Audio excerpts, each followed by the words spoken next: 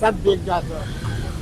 कराची तक, सऊदी अरब तक, कहाँ लोग लेते थे। इसमें अली बुखारा, फरमानिया, नारिंग और रूह अफ़ज़ा का शरबत डालता हूँ, सब चीज़ें डालता हूँ। आप आओ, अफ्तारी के टाइम आओ, देखो एक दाना भी ना होगा।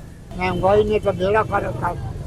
आप होते हैं 8,000, 6,000, 5,000, पहले 10,000, 12,000। जब मुरब्बा यहाँ पे शुरू किया उस वक्त मैं 3 रुपए पाव बेचता था, अब बेचते हैं 150 रुपये। जब भी रमज़ान आता है हम इसे लेने आते हैं क्योंकि इनका ज़ायका ही बड़ा अच्छा है और खुबानी जो है इनकी मुरब्बी की वो बड़ी ज़बरदस्त आला किस्म की खुबानी इस्तेमाल करते हैं और खाने में बड़ा मज़ा आता है। तकरीबन 12-13 साल से साईं बाबा को जानता हूँ और साईं बाबा जो है ना ये मुरब्बा बेचता है और बेहतरीन मुरब्बा है और हम शौक से ये मुरब्बा खाते हैं। और जिस तरह आप रश देख रहे हैं, लोग इस तरह रश हर वक्त इस पे रश होता है इस टाइम पे और हर साल जो है ना रमज़ान में होता है ये रश।